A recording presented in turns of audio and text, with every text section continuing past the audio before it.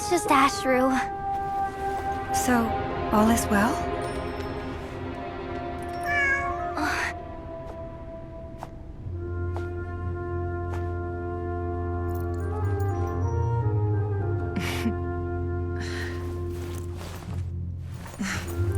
Typically speaking, at this point, the world disintegrates. Then we find ourselves back in the outside world. Besides, these are my memories. There's nothing to fear. You're sure? Of course. It's almost over.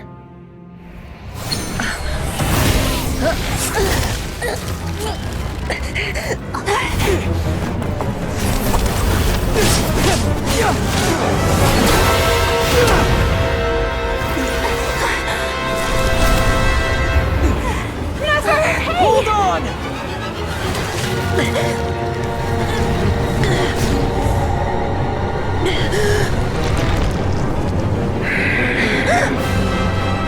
Knowing too much is always a death sentence. Speak for yourself.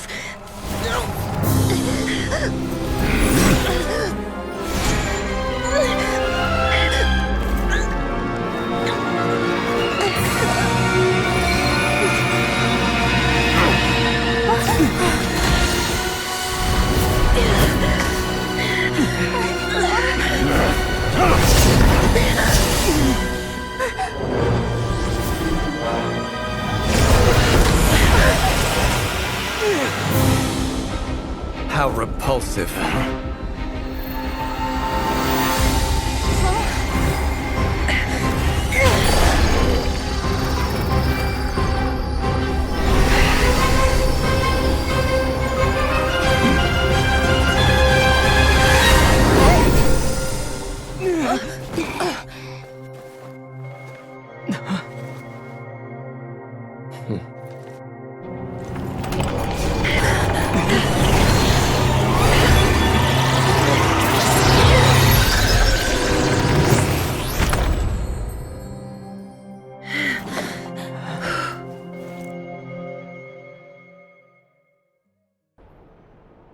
Timed that pretty well, didn't I?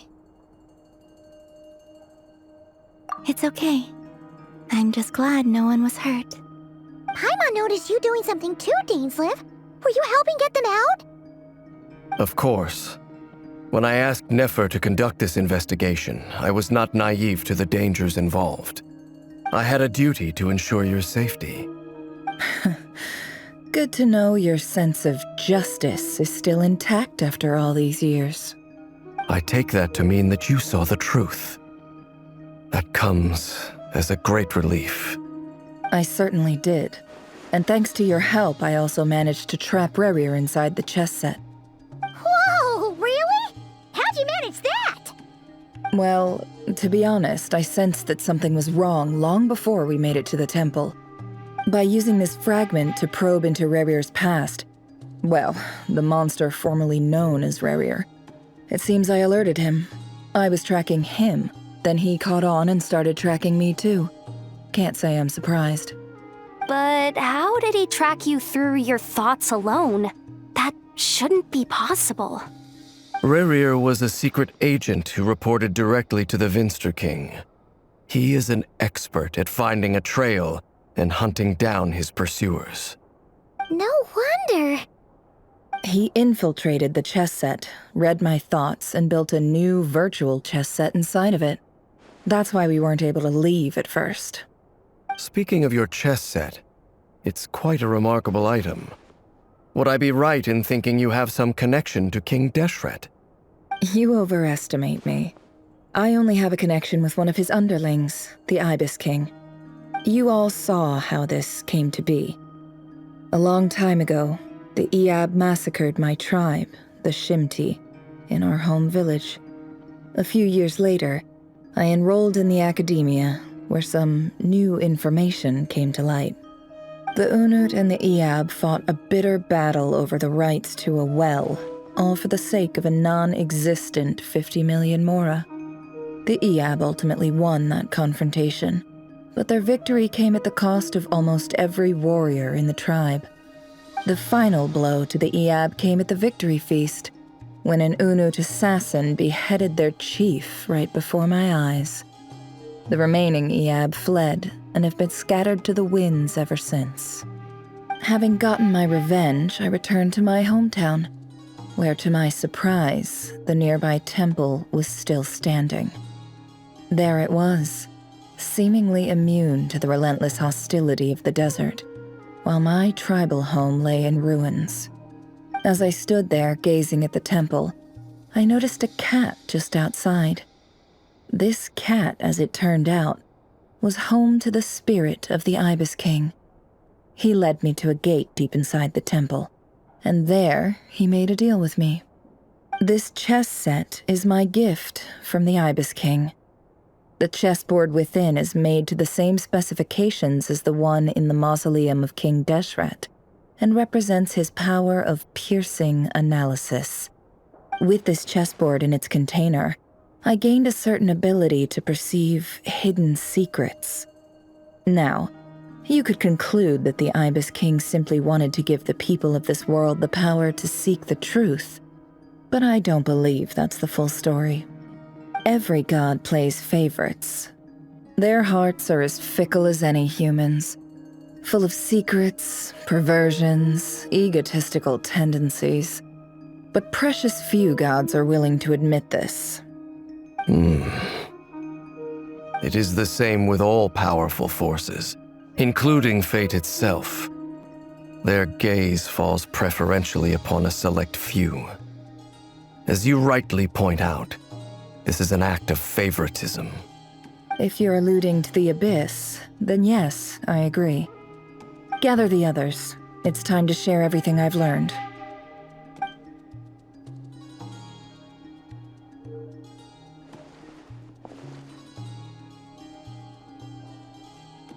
Thank you all for being here.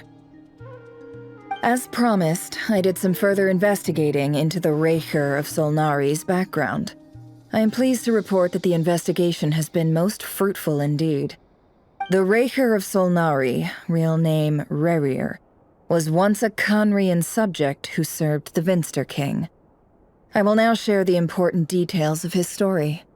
Please save any questions or comments for the end.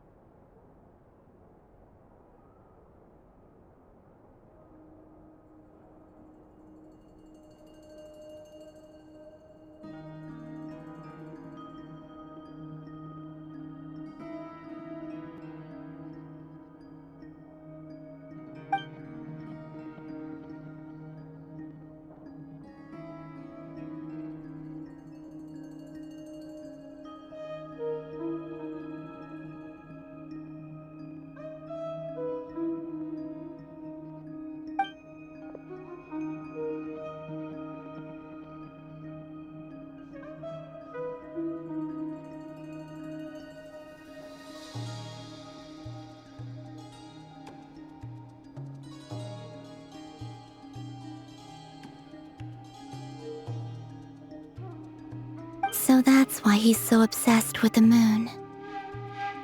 A tragic tale, to be sure. But it does not excuse his many transgressions. No matter how much Rerir suffered in the past, the fact remains that he is what we know today as the Wild Hunt, wreaking havoc upon innocent lives in Nodkrai. He becomes more dangerous with each passing day. If left unchecked, it is simply a matter of time before all of Teyvat suffers the consequences. This is a threat that the Knights of Favonius cannot ignore. A question for Miss Columbina. Forgive me if this is presumptuous, but have you ever seen the spatial gateway that appeared in Rerir's memory? Never. But I have heard stories of something called the Moon Gate, and this seems to fit the description. Miss Lauma, any thoughts on this? In the lore of the Frost Moon Scions, the moon is believed to hold many secrets. Some sources speak of ancient knowledge, others of a gateway to the unknown. The term Moon Gate is one I have heard before. But as is the case with all of our legends, there are no records of any first-hand witnesses. We cannot know whether it truly exists. Then back to Miss Columbina. As a moon goddess yourself, do you have some idea of where the Moon Gate leads to? Not at this stage, sorry. I do hold the power of the Frost Moon, and my strength is recovering well. I can sense that the gate would open at my command, but... But there's more to the power of the Frost Moon than that? Yes. A moon goddess has the right to open the Moon Gate, since it is a path to the moon. But as Nefer mentioned, holding open a spatial gateway takes a huge amount of power. And right now, I need to conserve my energy to fight the Rahier of Solnari. I'm afraid this is one mystery we may have to leave unsolved for now. I agree. Better to save your strength. But if you'll humor me for a moment, I have a bold conjecture of my own regarding the world beyond the gateway. I highly suspect that neither Tholindis nor Rerir made it through unscathed.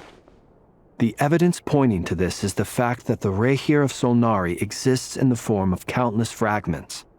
With the abyssal power he wields, no ordinary foe can touch him, let alone tear him to shreds. And yet, the Wild Hunt proliferates wherever his scattered fragments lie, drawing hordes of monsters to many different locations across the land. So your theory is that Rerir was physically torn to shreds by some powerful force? Hence, why the Wild Hunt is a distributed phenomenon, rather than a unified one? Makes sense to me.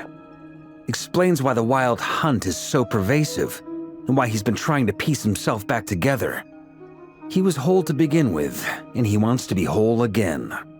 Without the power of the Abyss on his side, he almost certainly would have perished the moment he was torn apart. But the Abyss, much like a curse, has kept him alive. I could not agree more. The power of the Abyss is most surely a curse. It is a compelling explanation, and one that accords with my present understanding of Abyss creatures. Whether the life form in question is primitive or advanced, if a curse has extended its lifespan unnaturally, it will continue to survive in spite of everything. This raises some interesting questions.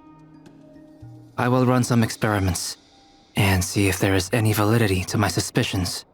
That being said, regardless of whether my research bears fruit, I would like to thank Miss Nefer for conducting such a thorough investigation. Already, it has greatly enriched my understanding of the entity we face. My pleasure, Mr. Albedo. I too hope that the information I have shared today proves useful as we look to formulate the next stage of our plan. Hey! What is it, Dainsleif? You look really upset! It's just... when I think of the man I once knew as Rerir, I struggle to understand why things had to turn out like this. The two of you used to be friends, didn't you? I don't know if these words will bring any comfort, but my heart goes out to you. Mine too. We can never know all the hows and whys of the way things are. The moon and stars are full of untold secrets and lies, and the skies are host to many more mysteries than these alone. Yet, none of that can begin to compare with the complexity of human life. Those are the first comforting words I've heard in a long time. Thank you both. Well, I think this is a good place to end today's meeting. I'm sure Nefer needs some time to recover. She's been through an awful lot today. That's very thoughtful of you, Lama. Of course. Sounds good to me. Take some time to rest and digest before we reconvene to nail down a plan.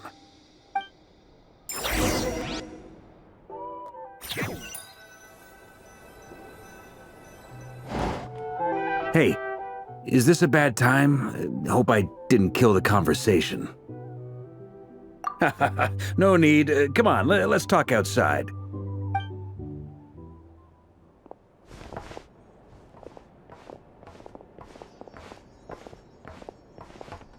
Anyway, Nefer went back to the curatorium to get some rest. But before she left, she shared some things with me that I thought you should be aware of.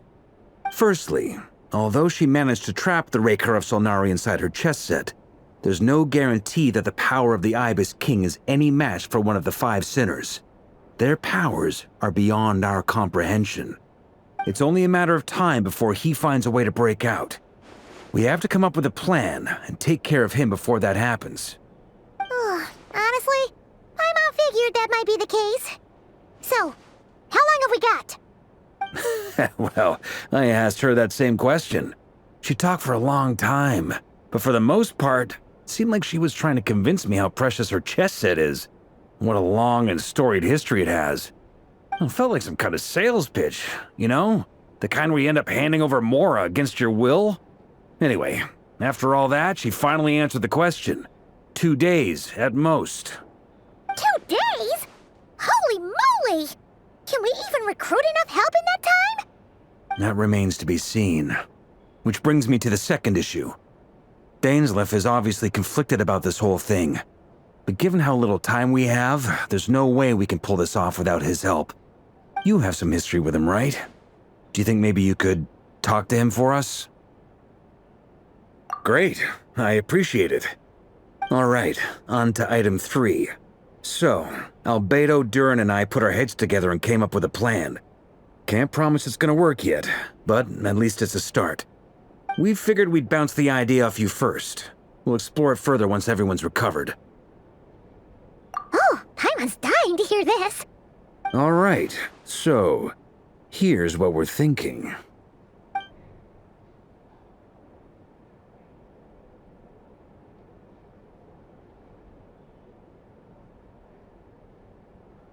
We felt a little uneasy about roping you into this. I mean, firstly, you're not locals, and secondly, none of us are your boss. You're well within your rights to refuse if you so choose. Roping us in? Why would you even say that?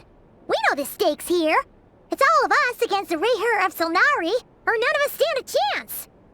I choose my words very intentionally, I'll have you know. I like to think there's an art to striking a down-to-earth tone even when the stakes are through the roof. Sir Varka, I have a few thoughts about this plan. I'm all ears. I think we can be more flexible with how the roles are allocated. In my view, the most sensible lineup would be like this.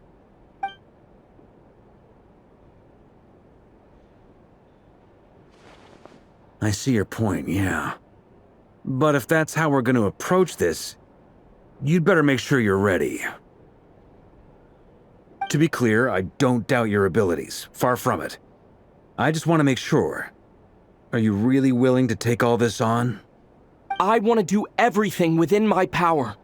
The Rayher of Solnari is a truly fearsome opponent, and if I do my part, it'll greatly reduce the risk for everyone else involved. Well, that tracks with what I've heard. Jean's mentioned in her letters that you're so diligent it's almost abnormal. As in, most people weigh up the risks and rewards in situations like this. But you seem to just march towards danger without a moment's hesitation. Of course, everyone appreciates a fearless pioneer. But all that aside, I'm the Grand Master of the Knights of Favonius, and you're our honorary knight. I want to make sure your courage doesn't come at the expense of your safety. Thank you, Sir Varka. I should be the one thanking you. It means a lot to have you on board. I'll give some serious thought to your suggestions.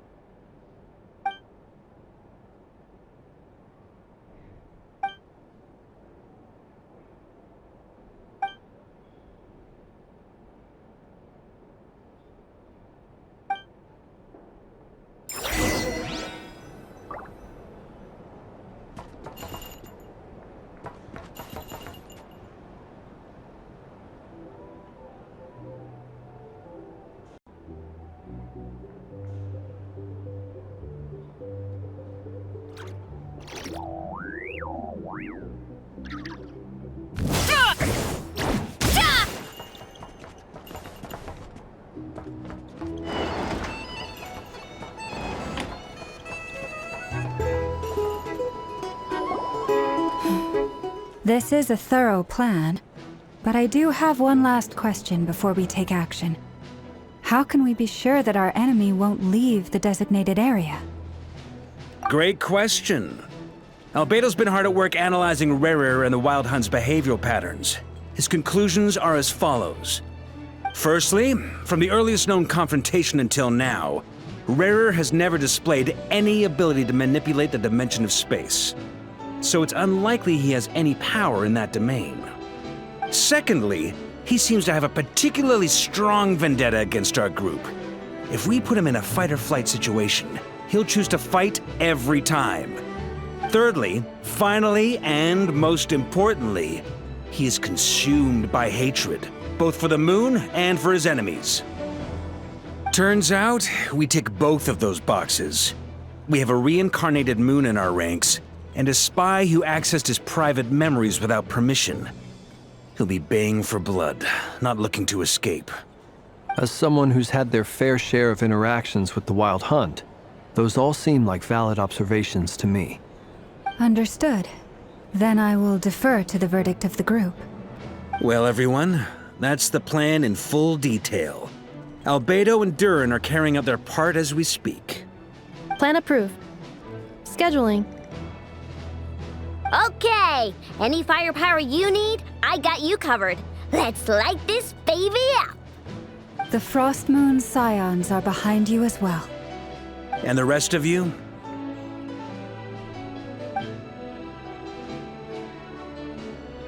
No objections? All right, then it's settled. This is the plan we're going with. Next up, an old tradition of mine.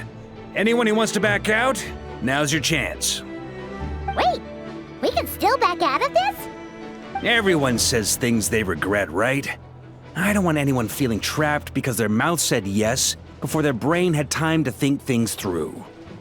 A very people-first approach. I hear that's common practice in the Knights of Favonius. Heh. Who'd you hear it from? D-Luke? Shh. We don't use people's real names at work. This contact will be known only as Owl, please and thank you. This plan can only work if everyone does their part. Flint's and I will absolutely support it. We shall indeed. You'll be glad you accepted our help. Also, you are the last person I expected to see here, Miss Dory. It's not often I get called Dory in a work context. My peers usually call me Lord Sangamabe. So, the longer your name, the higher your net worth. Is that the idea here? In that case, Mr. Flint's here must be worth a fortune. That's right, I know your full name. It's... The walls are thin here. I'd appreciate you keeping that a secret. Okay, fine. I'm actually only here as a favor for someone else. Do you have any idea how much it would cost to hire me otherwise? Oh, does this mean someone out there actually has the power to boss Dory around? It most certainly does not. We have a long-standing and mutually beneficial business partnership. She's actually the mom of a friend of yours. Said mom supplied me with a great little trinket, but now that lady's ruined everything. If I don't start building a little goodwill now, my whole business in nodkrai is gonna go down the drain! Okay. So what exactly is so special about this pendant? It's a lucky charm that a great mage made for me. We have a business relationship, and she was worried that something bad might happen to me. So, she wanted me to have something that can store power to protect myself with. I finally got it all fully charged up with Kuvaki, and then nefer went and used it all up at once! Never lost so big in my life! You're right. It was all my fault. I didn't mean to drain all the Kuvaki in the pendant, but I'll make it up to you. You will? Well, in that case, how about you give me your chess set, and we call it even? I knew you'd say that. Well, it's yours if you want it. In fact, take it now, and I'll even throw in a free Raker of Solnari. Deal? You're putting me in a difficult position here. It's a very useful thing to have around, but I have a funny feeling it won't be around much longer. I guess we'll see in a couple of days. Looks like bankruptcy for me. Hey, don't be so pessimistic. See this through and you never know. You might find a new business opportunity on the other side.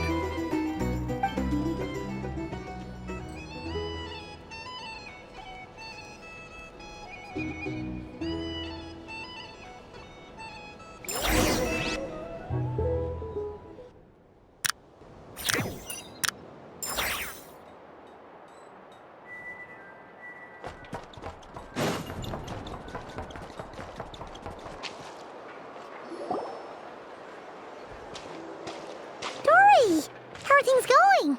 Feeling ready? Oh, I was born ready. We only have 2 days. You think Lord Sangamabe would let an opportunity like this slip by? Don't forget, when something's in high demand, the people with the goods on hand get to charge the highest price of all, even higher than the sellers taking advance orders. Ta-da! See? It's right here. Ah, it's so pretty. Did you make it? No, I have a supplier. We go way back, so he made me a very attractive offer. Aha! No wonder you were talking about lucky charms at the meeting. You've been getting Kave to make them for you. That's not the full story. It actually started a while back as a project between me and the Dendro Archon. Mage Alice once warned me that this world won't stay safe forever. There may come a day when everyone faces a great crisis. I passed this on to the Dendro Archon, and she secretly brought together a research team made up of Sumeru's top scholars to invent a technology that could keep people safe.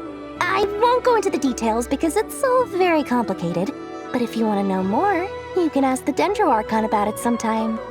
Anyway, point being, it was the Dendro Archon who asked Kave to build this little contraption. As one of the top Kasharu War talents, he was the obvious choice. Took him long enough. He stressed over it for ages. Must have gone through at least a dozen designs before producing a final product.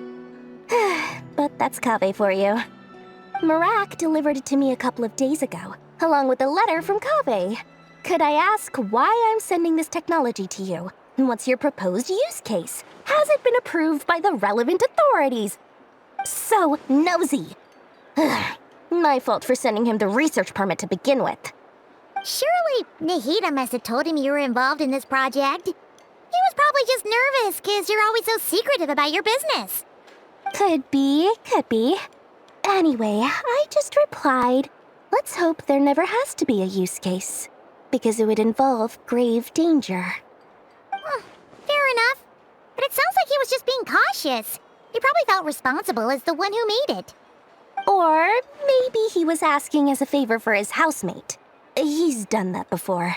Not sure why, though. His housemate doesn't seem to really care that much about this kind of stuff. Either way, all's well that ends well. I'm just glad to finally have my hands on the product. I wouldn't want to be without it, given the potential dangers that lie ahead. Huh? What does that look mean? Paimon's just super surprised. This must be the first time we've ever seen you actually get serious about something. Well, a long time ago, I made a promise to myself. I promised that I was gonna live every day of my life with a big beaming smile. Obviously, Mora plays a big part in that. But there are always gonna be times in life when you have to give something back. That could mean paying back a debt, returning a favor, or showing some kindness. Alice has been a huge help to me over the years. She was the first investor I ever had. And I want my investors to know that Lord Sangamabe is the best in the business. And more than that, no one knows what the future will bring. Whatever happens, I want to make sure the Dendro Archon and all of Sumeru is prepared to face whatever comes. Oh, that? I was just making sure Nefer and I are square. Don't be thinking it was some sort of benevolent act. I'm no saint, so don't treat me like something I'm not. My priority is doing the business that I want to do, so long as my conscience lets me, but it usually does.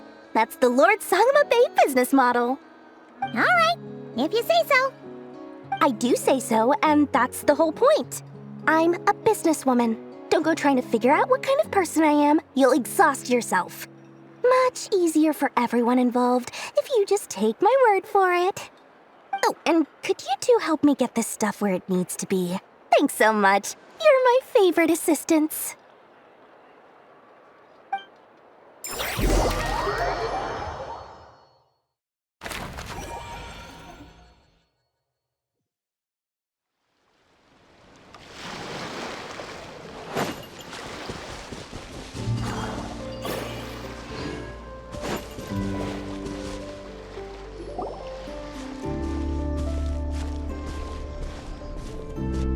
Traveler, Paimon, it's good to see you. Everything going smoothly over here? Sort of. As you're probably aware, Varka, Durin, and I captured some abyssal creatures from the Wild Hunt. Per the plan, we dissected and analyzed some samples of these creatures. The process went very smoothly. The findings, however, come with some troubling implications. What? You can actually dissect the Wild Hunt? That depends on your definition of Wild Hunt and dissection. Harmless, lifeless.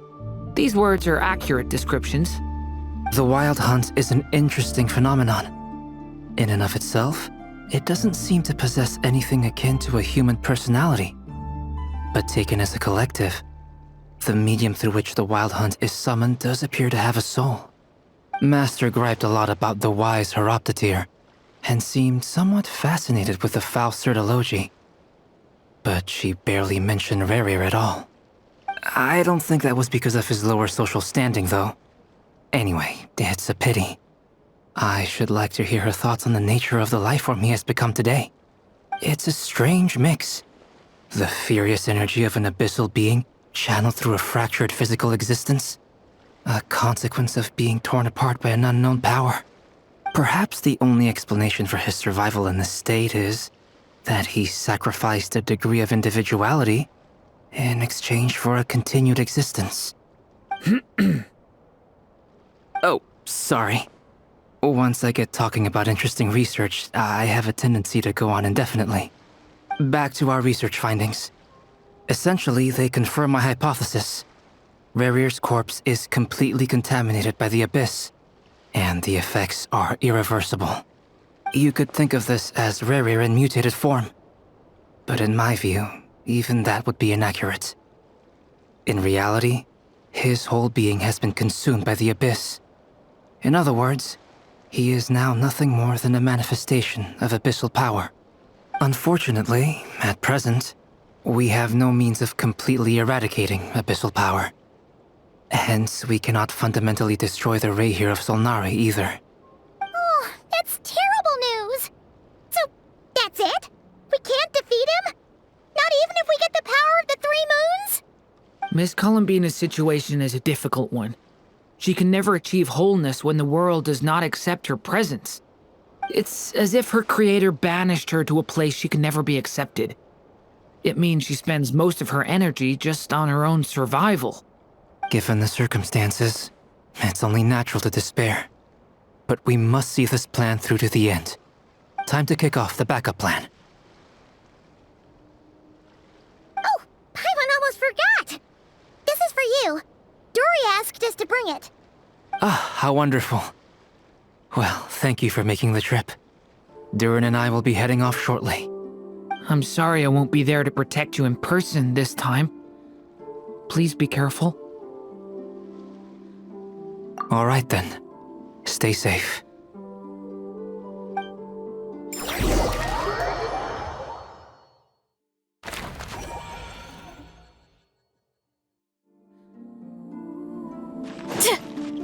Running late again.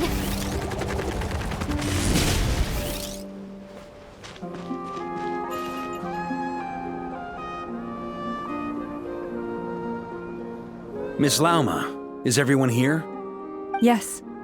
The fate of my flock is in your hands, Grandmaster Varka. Please keep them safe.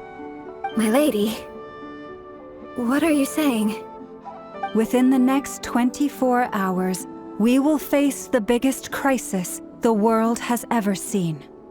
This is not a burden that we deserve to bear, but I believe that we reap what we sow in this life. So I intend to act. I must do what I think is right. For me, that means fighting for the future of Nodkrai. This gentleman is the Grand Master of the Knights of Favonius, Varka, Knight of Boreas. In my absence, please follow his lead. Hey, everyone. Guess I should introduce myself. Well, to start with, I know my way around a battlefield. Biggest strengths are honesty and hard-workingness. Anyway, point is, I don't intend to let Lauma down. I'm gonna do everything in my power to keep every last one of you safe and sound.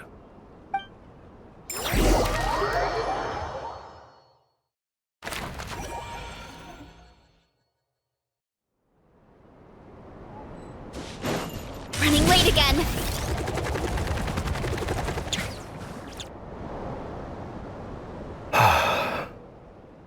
Something on your mind? Miss Columbina, was it?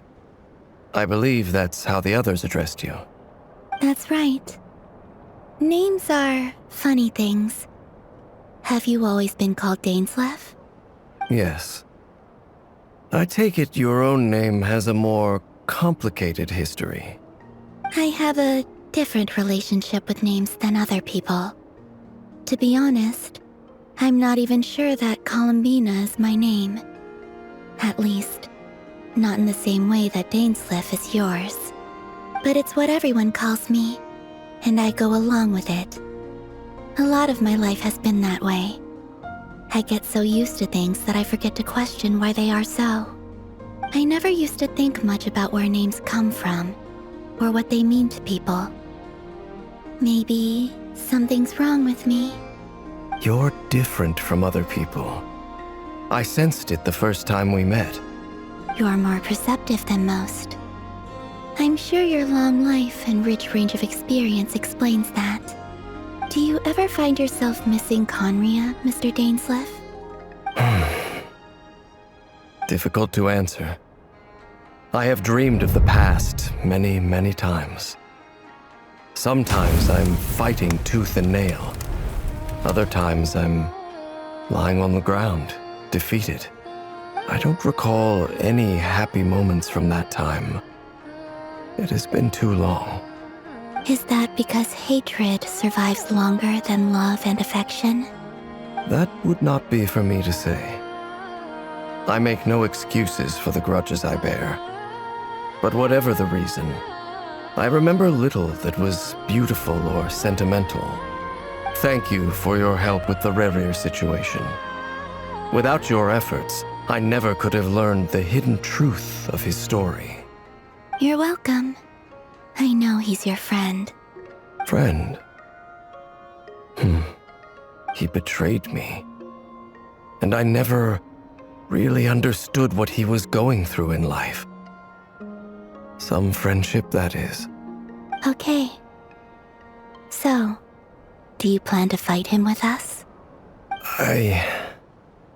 You see, you're torn. Now you know what really happened. You see the things he's done in a new light. I need some time. Of course. I completely understand. Anyone else in your position would feel conflicted too. Actually, I went through something similar myself recently. Something happened that changed my perspective on a situation. A situation I took for granted at the time, but now I feel very grateful for it. You mean the Harbingers who still support you, even though you've left the Fatui? Yes. I always thought they were only helping me because Harbingers are forced to work together. But then I abandoned them. A warrant was even put out for my arrest. And even now, they still support me. Which means I was wrong about them all along. Clearly, they view you as a friend. I feel a little guilty now. I regret not seeing her help for what it was, and not treasuring it. I see the guilt that you're feeling now, because I feel it too. Hopefully, talking about it will do us both some good. Have you noticed that the Traveler and Paimon are over there? I think they've been listening. Huh. Shall we say hello? Sure. Hello. Ah!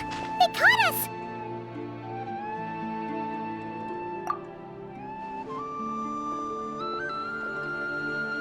I apologize for making you worry. No doubt you wish to know where I stand on the plan to take down the Rerir of Solnari. I'm afraid I need a little time, but I will seriously consider joining you. You will?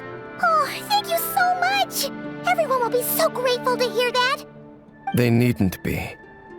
This was something that I was going to have to face up to eventually. That doesn't matter to them. They're grateful to you regardless. You can't control their gratitude, so just accept it.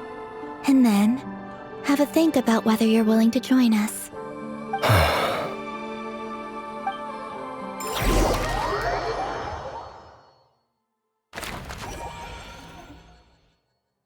It's nearly showtime! Let's go rendezvous with the others. You know the place.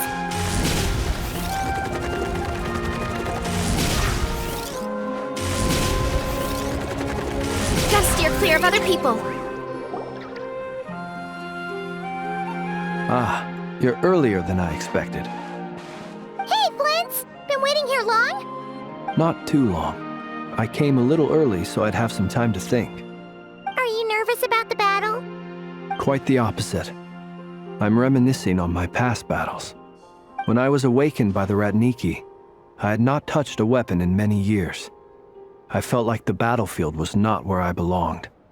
But after waging war against the Wild Hunt for so long, I came to realize something.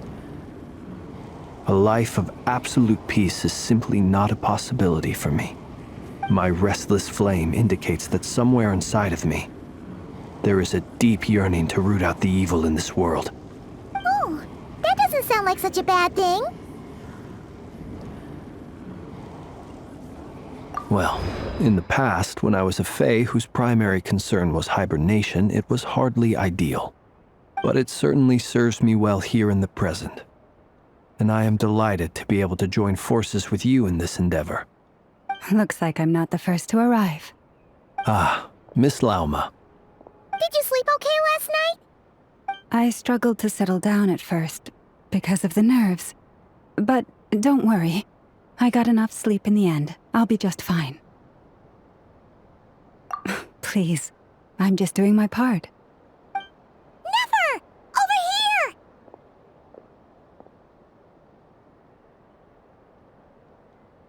Aino asked me to relay a message. She said a nefer will be on high alert and keep a close watch over all secondary districts where defense is required, providing support as necessary. Meanwhile, Aino herself will provide range support to us directly, using her latest invention. Excellent. My thanks to all involved. The chess set's looking a little unstable. It won't hold him much longer. We should be prepared to engage at a moment's notice. No sense sitting around waiting. Let's make the first move while we still have the option. I agree. Paimon, find a safe hiding place. Got it! Be careful, Traveler! I will.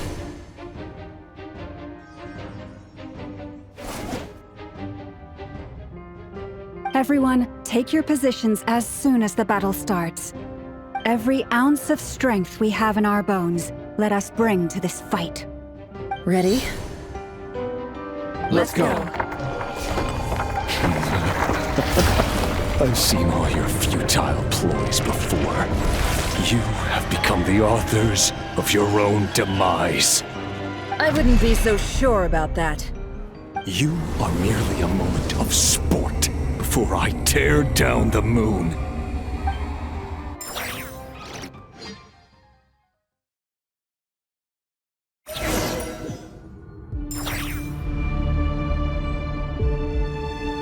Stay the on moonlight betrays you. Yep, you too. You're just dead meat. No more love. Observe. Be silent. Let me help you guys. Big It's all futile. It all adds up. Time to come clean. Pathetic. Can't hide the truth. The moonlight betrays you. Water jet!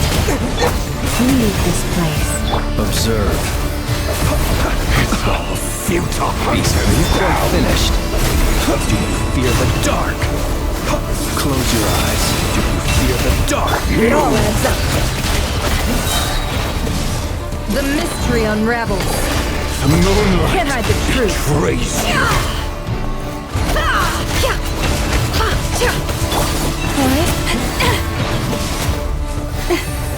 With one heart, we pray. Hunt him down. You poor lost love. Observe.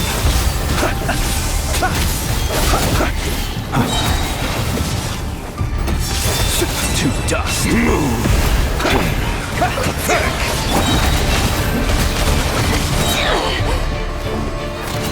It all falls into place. Seek within. By the frost moon of old. The moonlight betrays you. It's all futile. Keep your distance. It began with the moon, and so shall it end. The moon will protect you.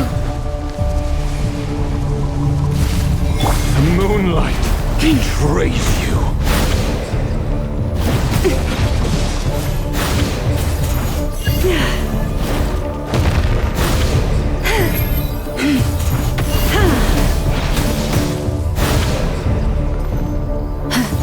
Do you see now?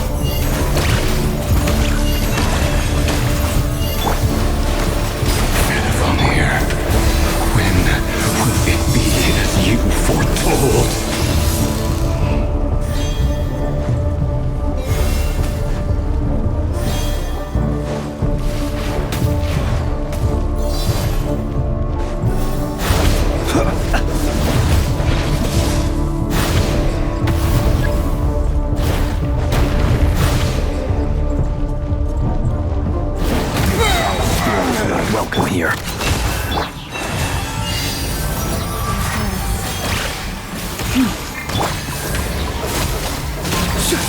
Observe.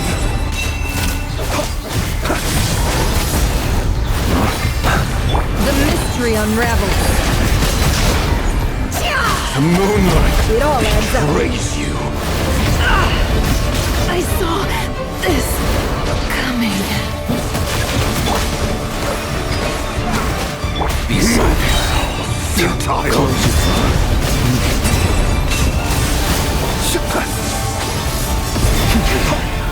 to dust. Can't hide the truth.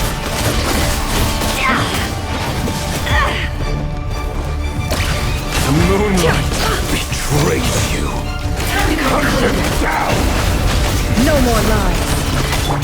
One heart, we pray. Go! Be silent. You'll sorely regret that. Close your eyes. To dust. Futile. Time to go clean. The moonlight Seek within. betrays you. It all adds up. No more lies. Observe. Night falls. Go!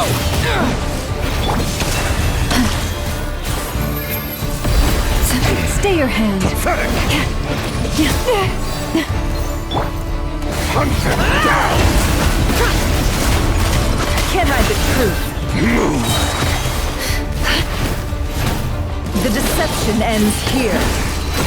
The riddle remains The unsolved. moonlight betrays you. Move! Your little game. The moonlight is over. Great. Who wants to go first?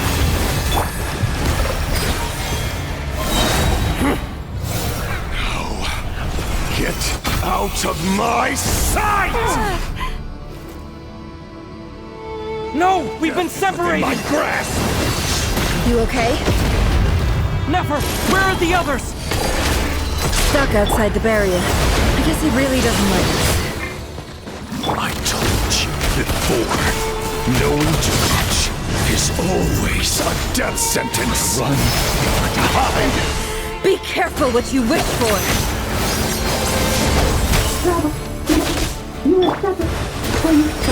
Lama!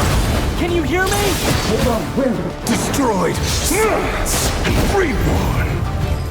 The voices are gone. But at least I know they're still there. I need to focus. Stick to the plan. Remember my most important task. Keep stalling. If I can stall him for long enough, the moment... The mystery unravels.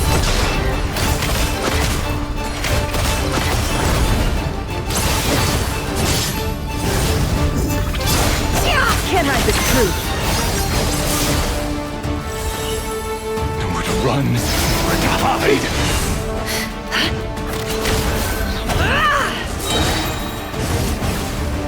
Destroyed. Reborn. Seek within. It all adds up.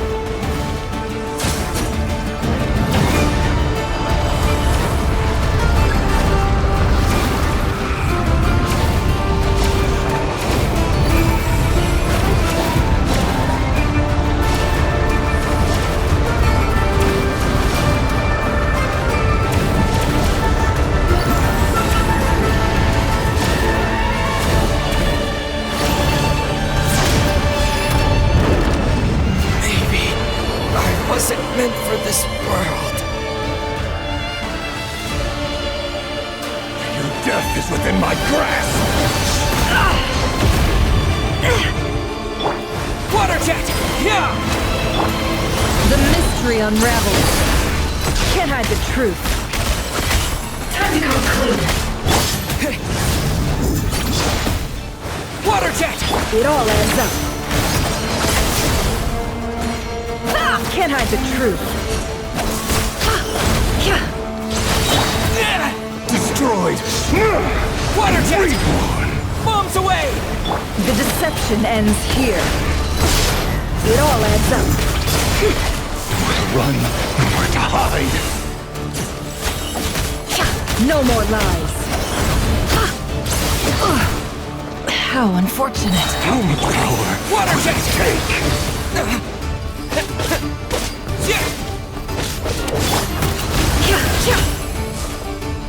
The mystery unravels.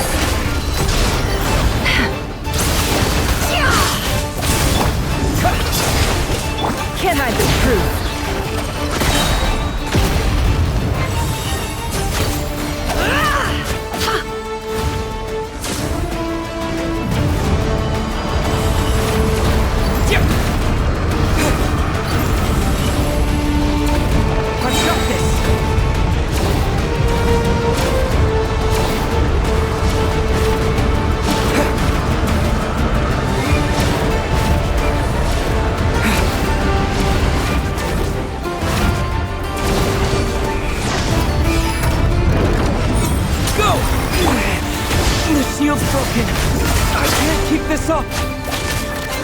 Your luck.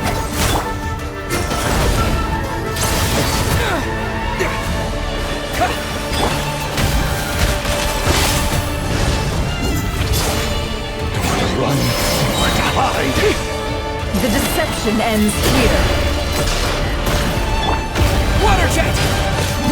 No more lies. Death is within my grasp. It all adds up. Go!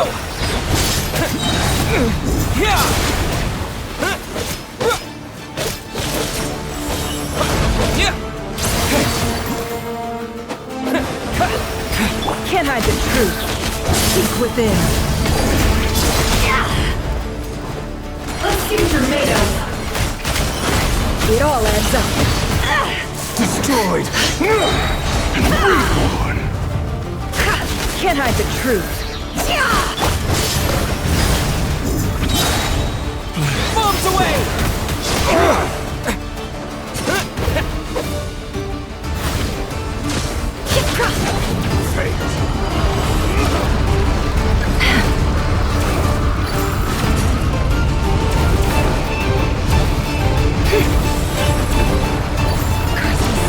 There's no other way.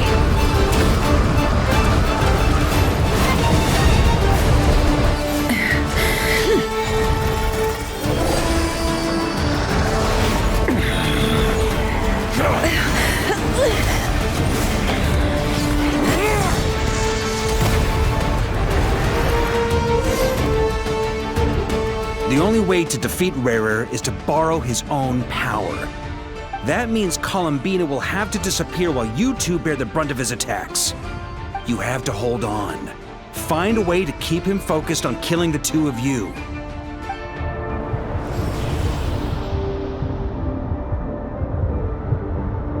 Nefer, your eyes are bleeding.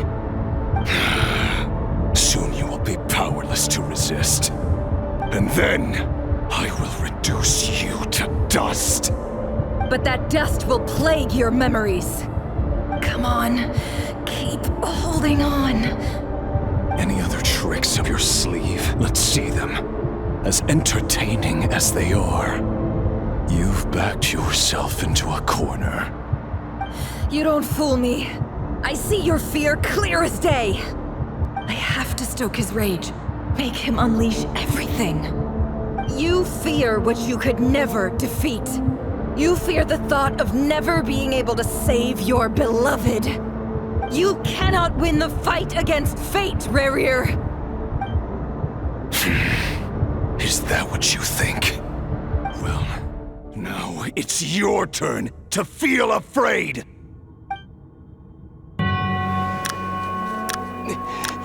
You fear the sound of your own name? Is it us you hate? Or is it what you've become?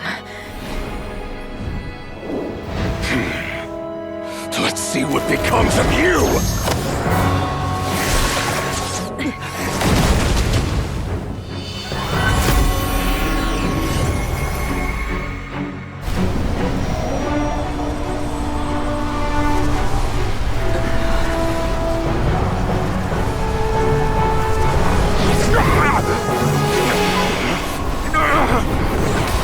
What's happening?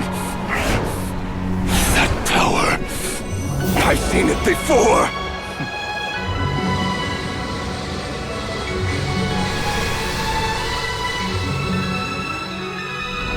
His power is on another level. We'll need to use an alchemical array to convert his power into a usable form. Then quickly channel it into Columbina, rendering her powerful enough to compete with him. I'll join you. I can help. If I release enough abyssal energy into a confined space, it'll create a potential difference, allowing us to extract a huge amount of elemental energy. Next, I'll synchronize with everyone's minds using pyro, then give you temporary access to their abilities and fields of view. But it won't last long. Can you see? Well enough.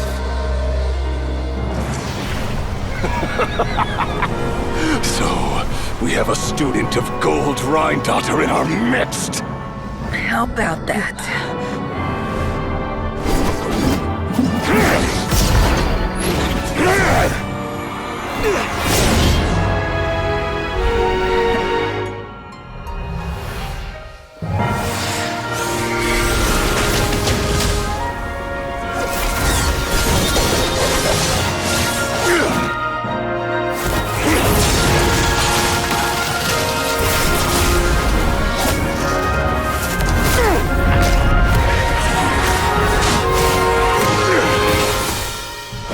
You use my own power against me?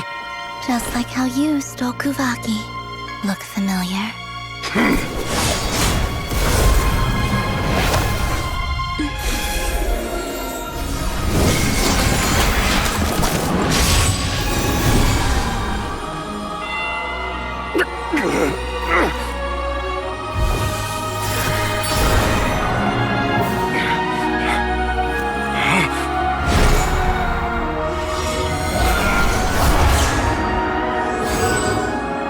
Don't you realize? You don't have the power to hold that gate open! I don't, but someone else does.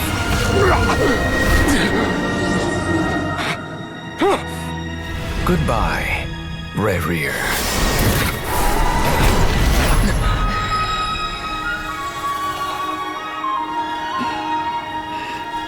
We won.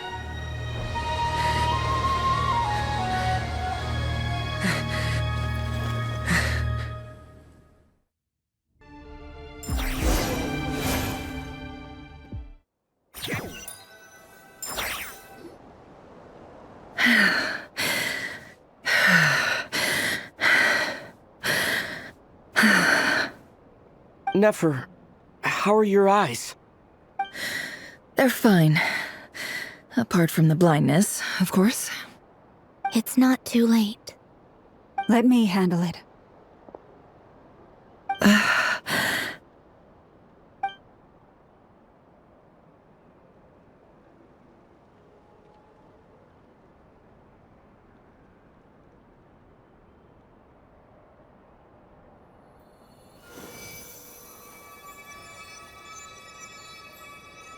Miss Nefer, it's not like you to lose your composure. That was the most reckless thing I've ever seen you do. Reckless how? The situation was critical. Our lives were at stake. We had to do something. Even so. Okay. I guess you're right. Under the circumstances, it was a wise decision. You traded your eyes for an incredible victory. In business terms, I suppose that's a huge return on investment. I'd be hard-pressed to argue otherwise. Still, I don't like this outcome, and I don't want you to lose your sight for good. People suffer when they make sacrifices they shouldn't have to make, whether that means faith, strength, or in this case, your ability to even see. I had hoped you could win without sacrificing so much as a single hair on your head. Thank you. Really. All done. Don't try and open your eyes just yet. We'll see how you're doing in a couple of days. Until then, please follow your recovery plan to the letter. I'll send full details through Yehoda. For now, just get yourself home, relax, and rest. My dear friends, we have fought bravely and achieved a spectacular victory. A dark cloud has been lifted from the skies of Nodkrai. All in this land will be grateful for what you have done. The moon will remember this day. Thank you both.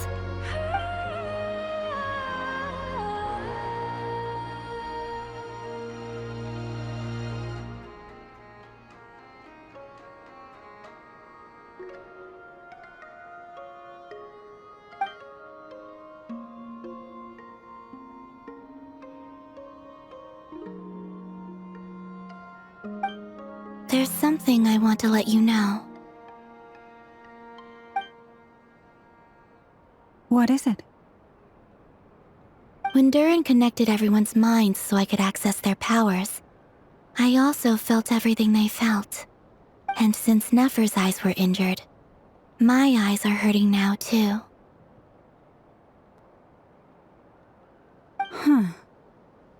Hold on. Let me try. I only feel the pain. There's no actual damage. I just thought I should tell you. You're right. There's no damage. That's a relief. But I must say, I'm surprised to hear the Kutar share something like this with me. In the past, you never used to open up about yourself. Things are a little different now from how they were. I'm learning to share how I truly feel with my friends. Friends? You have no idea how glad I am to hear that.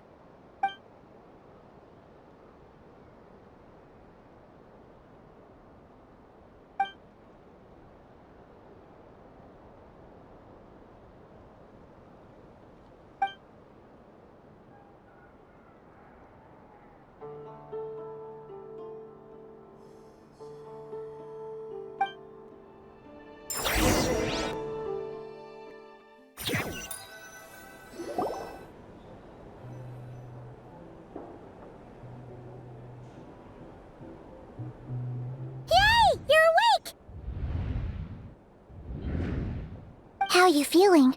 Any aches and pains? Did you sleep well? I'm doing all right, Paimon.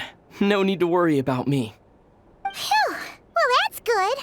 Paimon's been sitting on the edge of the bed worrying about you for ages. You slept a whole day and night. Poor Paimon had to eat all by her lonesome. Glad to hear you didn't starve. How was the food? Well, it wasn't the same without you there to share it. Honestly, Paimon just can't relax when you're not your usual self. She couldn't enjoy the food and settle down to sleep. Well, I'm back to normal now. Oh yeah, and Albedo swung by earlier. He said to tell you to head to the tavern when you woke up. Varka and the others are organizing a victory feast and they want to celebrate with you. He also dropped off some medical supplies, but you seem fit as a fiddle, so guess you won't be needing those. If you're feeling up to it, let's head over now. Wouldn't want to keep them waiting.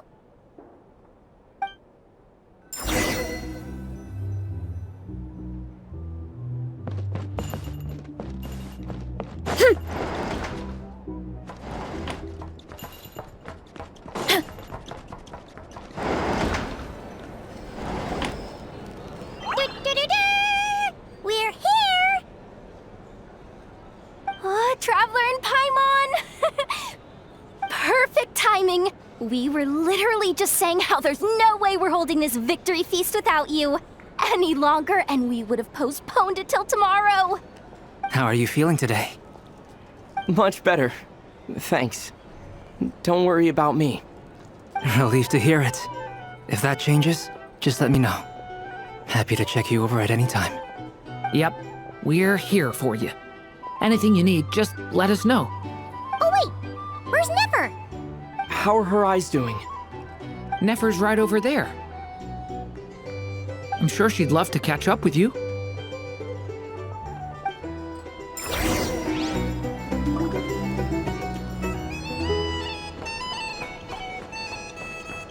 Hey there. Looking for a drink or two? Or perhaps a...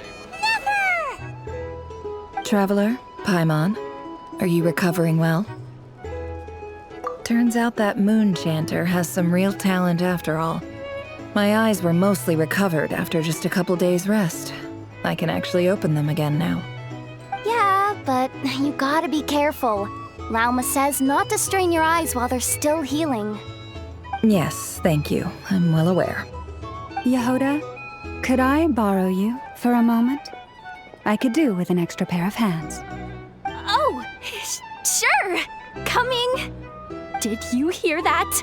I gotta go help Lauma for a second. You guys chat among yourselves. I'll grab us some drinks on the way back. Paimon, you still like 'em sweet? You bet! Make it extra sweet, because Paimon's earned it! Sure thing!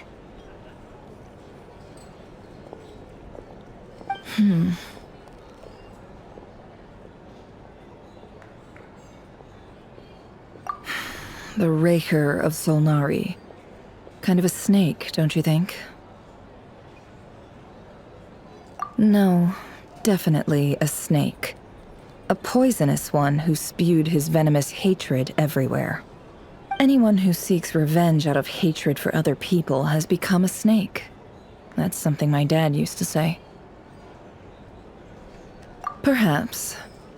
I'm sure it sounds like a very wise and open-hearted perspective to your ears. But me? I think hatred is a perfectly justifiable emotion. What else is left when everything you depended on in life gets stripped away? Something's gotta fuel that drive to keep on living. If you're worried about me, you can nip that in the bud. I'm not someone who gets stuck in the past. It's just... I suddenly feel like I was wrong to call my father a liar. He was just a fool. That's why the academia turned their back on him, and why the other tribes ganged up on him. Oh, Father. How much better things could have been if you were a skilled liar. Look at the Ibis King. Thoth is a fiendishly cunning liar. And yet, strangely, he feels more like a father to me than my real dad ever was. He's never brought it up, but I'd bet he feels the same way. Why else would he give me the power to perceive the truth, while at the same time training me in the art of deception?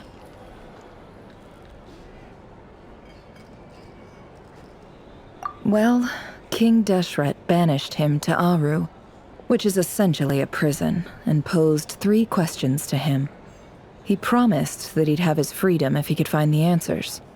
His response was to take on a physical form and approach me, hoping that I could become his envoy and search for one of the answers on his behalf. Did he really think I'd fall for that? He's stuck there. He can't make me return what he gave to me. So that's enough for you to decide he's nice, is it? He's a prisoner, and he was scared. So he decided to perform some good deeds to win people's approval. He lives in fear because he's a deceiver. How is Rerir any different? You can't work as a spy your whole life and expect a happy ending. It's preposterous. Yet I can't say I don't understand it. Liars live in the darkness of their own making, but it's still human nature to want to go on living. They say that a liar's soul is the most worthless thing in the world. What do you think?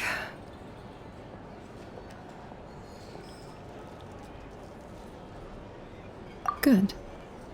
If you understand that, it means you're smart, and you see things objectively. If you ask me, the soul of a liar really is worth nothing, because all they care about is themselves.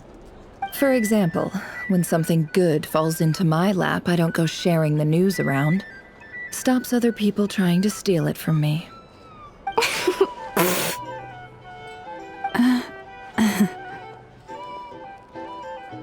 So be it. They have sharp ears. I can't keep anything from them. Oh, is that what it looks like? Well, you all know my past now, and I can't simply eliminate everyone who knows too much. So I guess I just have to put up with you, for the foreseeable future at least. When you find yourself in a situation you can't control, the safest play is to keep calm and start monitoring everyone involved like a hawk. In the intelligence world, you need to have a sense of perspective and play your hand accordingly. If you understand what's at stake, please ensure my secret is safe with you. I trust you'll respect my wishes as a friend. But don't forget, I will also be watching you like a hawk. Very good. Oh, wait! Now that the panic's over and we've all calmed down, Paimon suddenly remembered something. After all that build-up, our mystery ally never showed up even once!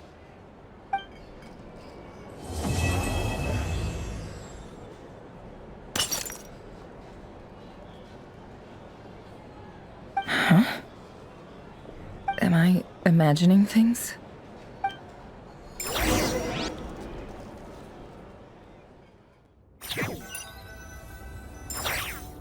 So, that close colleague who stayed behind with you? What's he been up to recently? Don't know, don't care. I get more normal human interaction from hanging out with Bosco too than him. Although, now you mention it, he hasn't bothered me in a while. I wonder if... If he's disappeared without a trace, it's the biggest gift he ever gave to the world. But I somehow doubt that's what's going on. He won't lie low forever. So we'd better stay on guard.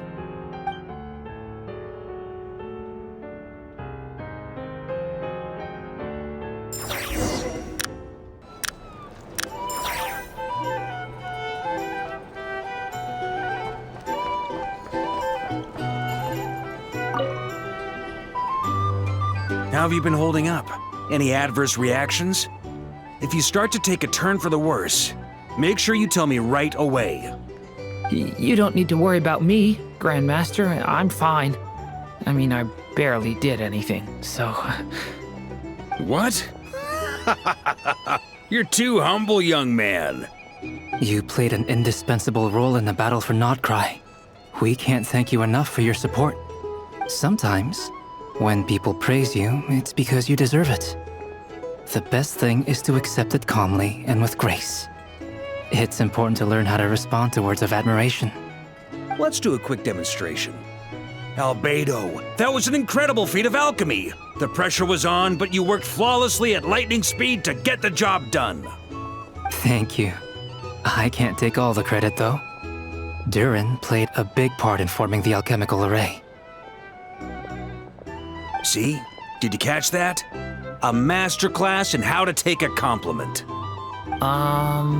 Okay, yeah. I did work pretty hard to help prepare for the battle. No point denying that.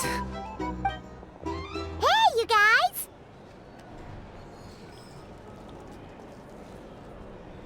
Hey, look who's bounced back. Looking good, traveler. Seems like you've recovered.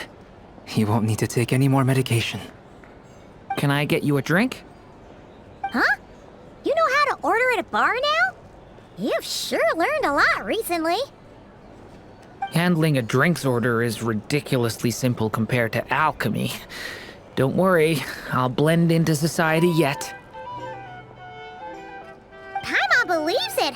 You're clearly a fast learner, just like your brother. To be totally honest, though, Paimon didn't quite follow all the details when you first explained the plan to us. Don't worry, that's completely understandable.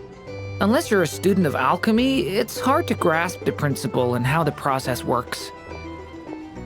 To put it in the simplest terms, we saw how our enemy stole the power of Kuvaki. And that gave us the idea of stealing his power to turn it against him. When facing an enemy you have no hope of defeating, it's best not to engage them in battle. So, instead of looking for a way to overpower him, we decided to help Columbina get strong enough to at least stand up to him in a fight. For this to work, we had to analyze his modes of attack, confirm who his main target was, and make sure that he wouldn't go beyond the range of the alchemical array. For added security, we prepared a total of 4 arrays. But to mitigate the impact of the battle, we identified one location in particular as the ideal spot, which is where the confrontation took place.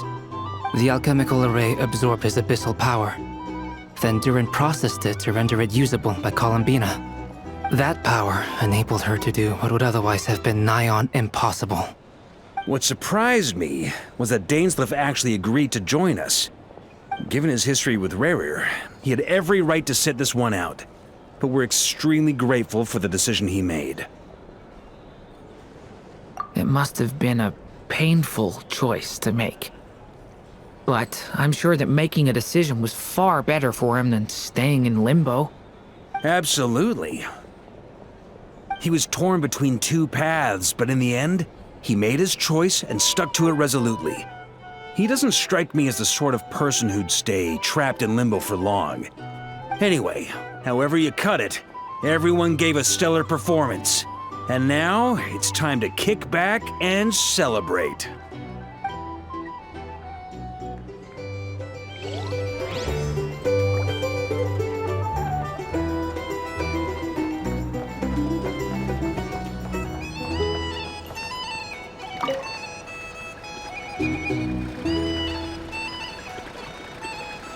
Ah, Lord Sangama Bay.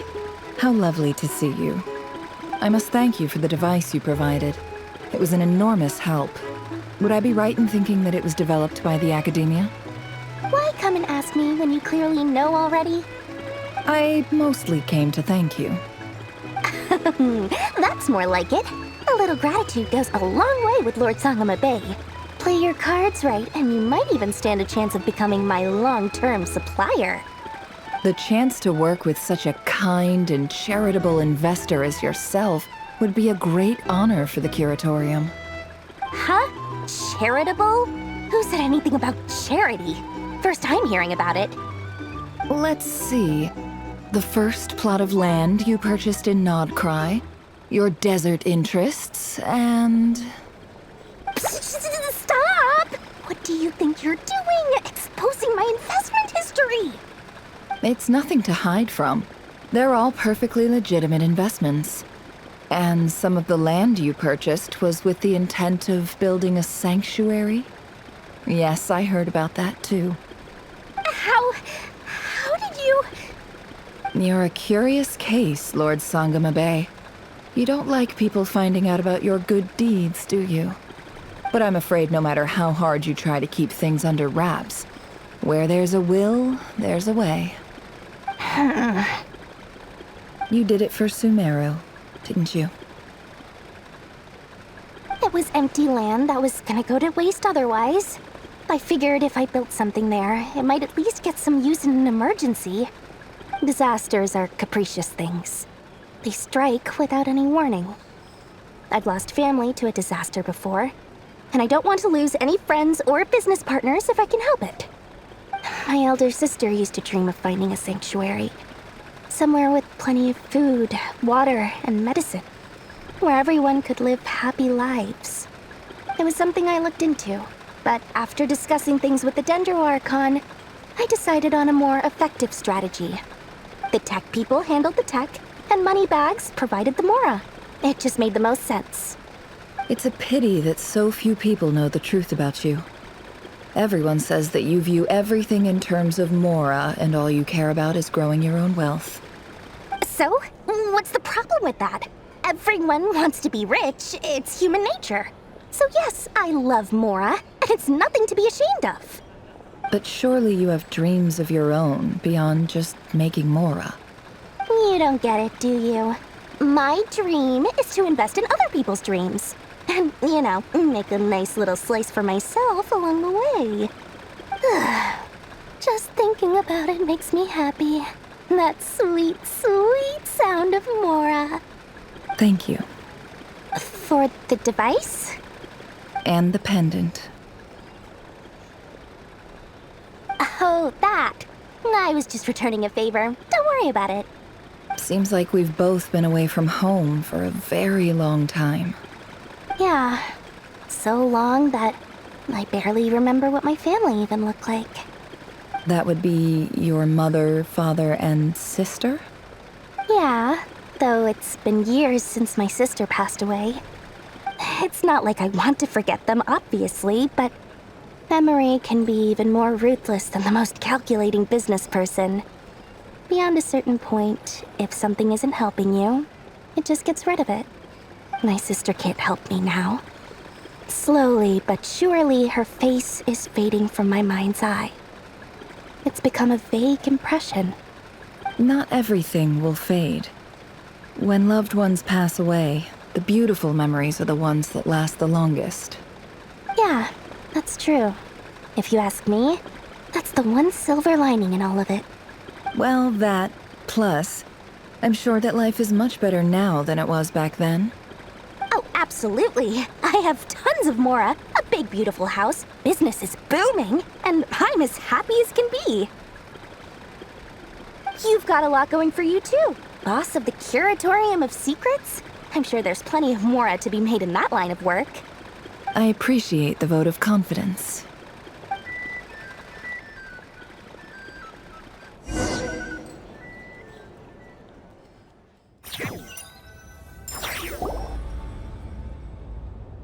That's the only reason you're here.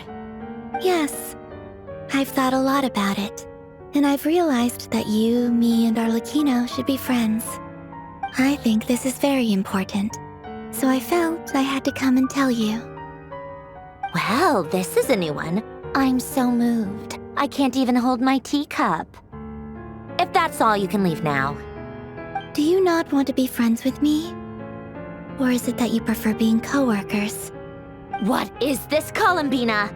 Are you deliberately testing my patience threshold? Right now, my politeness module is active. But if you say another word, I swear I'll shut it down.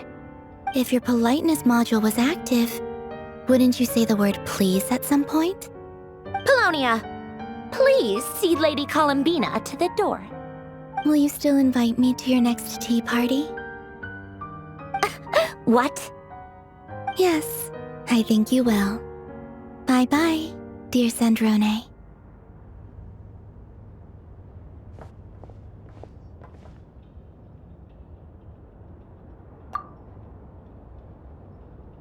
Last time, the Wild Hunt escorted you out.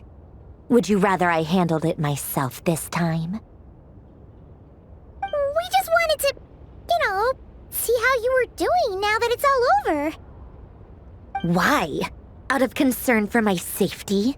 I hope you didn't seriously think that the Ray here of Solnari would be able to lay so much as a finger upon me, given how prepared I was. Mostly because you kind of helped us out, so we just wanted to check you were okay. Looks like all your robots are fixed, huh? Oh, don't you worry about that. Tea time is already a write-off. The visitor before you managed to kill my appetite. If you're in the mood for tea, go ahead and help yourself. Otherwise, it's going to waste. My coasters are still missing in action, though. Use this notebook instead. Whoa! Pretty hefty notebook. Look at all those calculations. You can ignore those. They're just dumb scribblings. I doodle and write in my free time. Sometimes I remember the distant dreamlike past. Sometimes I imagine the far-flung future.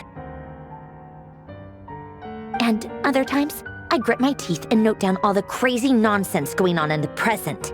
Some people do the crosswords in the newspaper. This is my equivalent of that. Trying to predict the future is like daydreaming, and writing about the present just makes me furious. The past is my favorite. If nothing else, it's already set in stone, so I don't have to rack my brains trying to figure it all out. Although, having said that, the only vaguely interesting memory in my past is probably that guy they call Lord Artificer. Who else? Pretty much all the mecha and Fontaine are his personal handiwork. Wait, are you saying you know him? Like, personally? As a friend?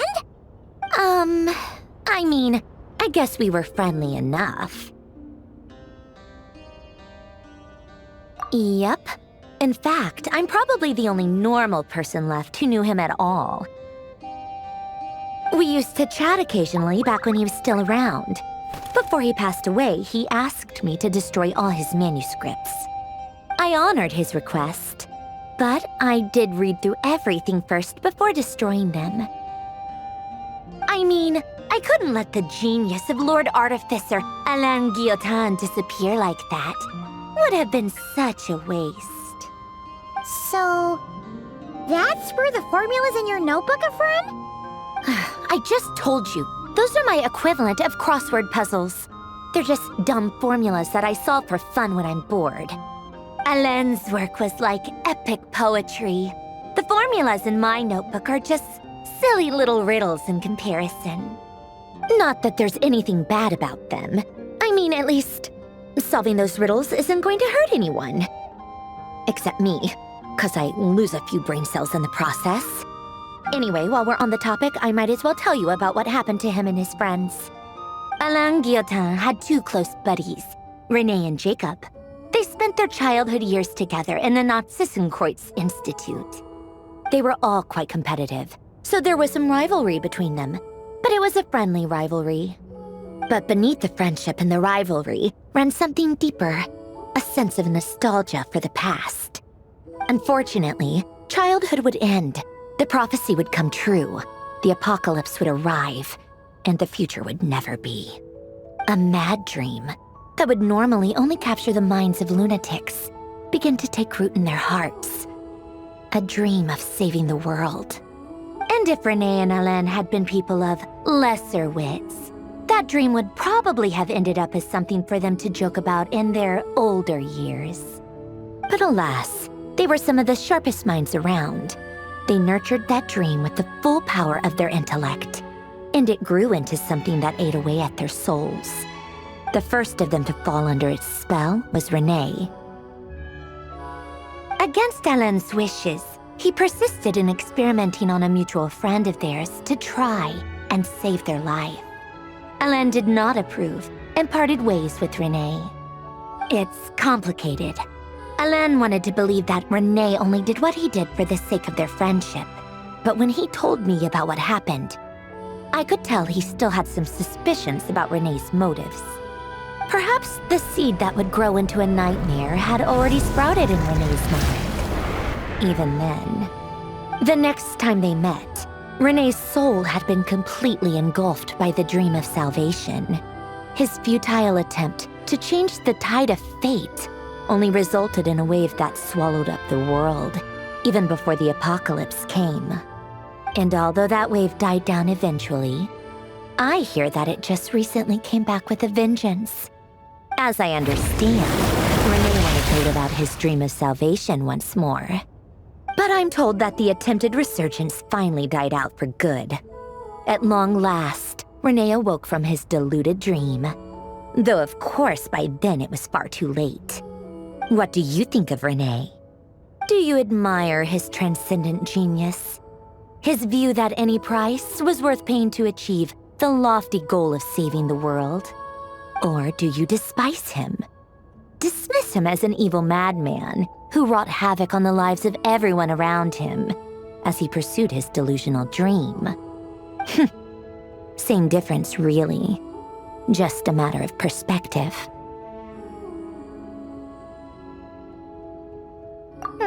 What a cop-out.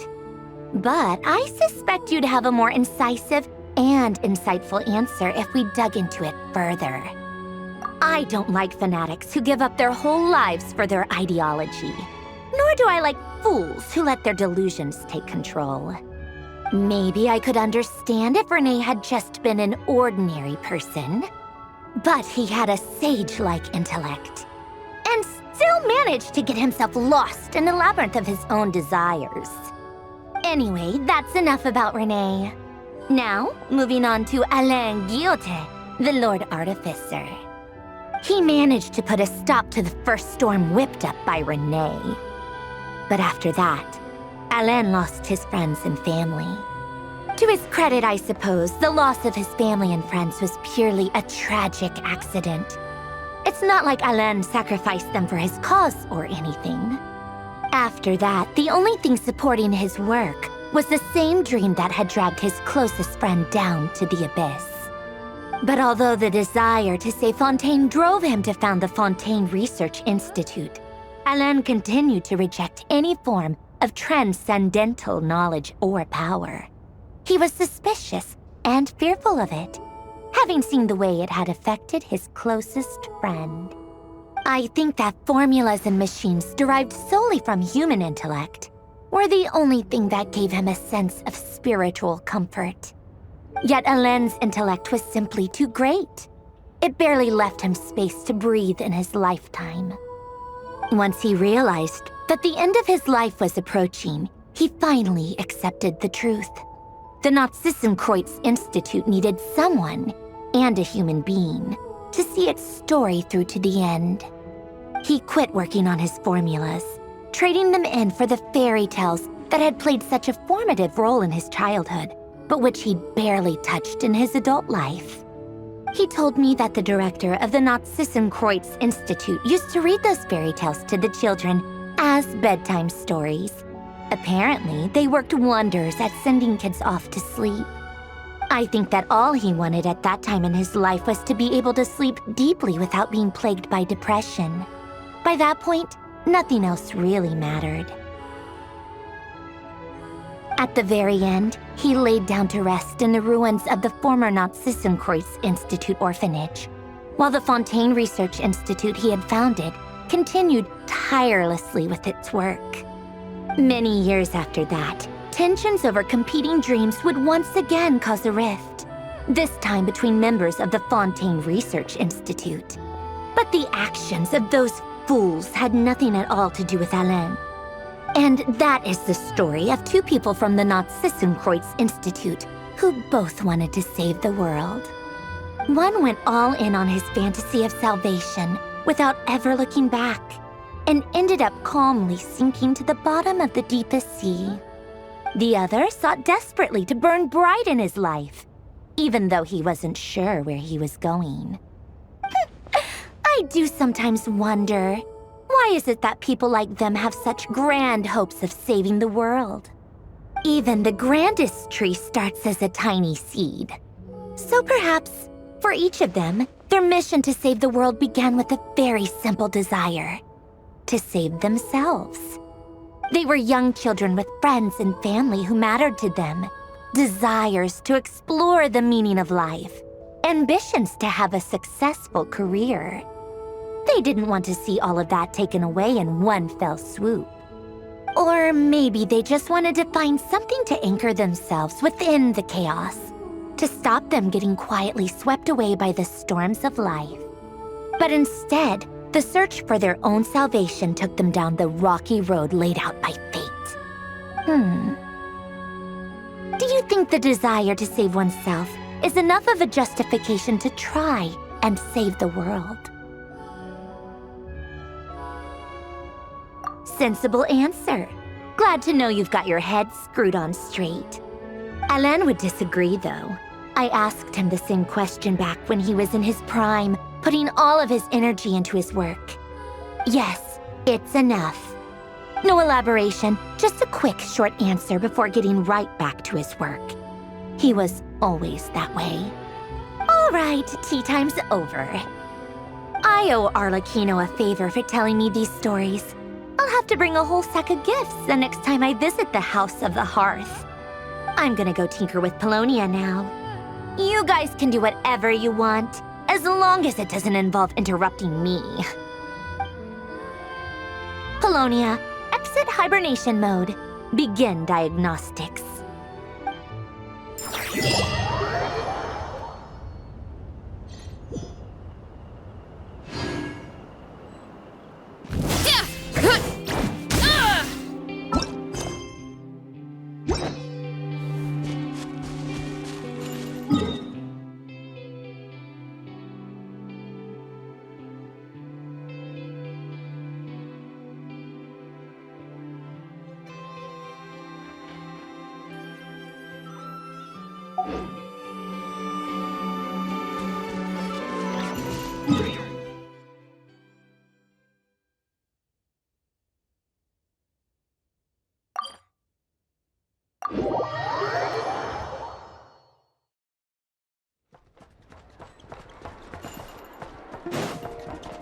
Add Astro.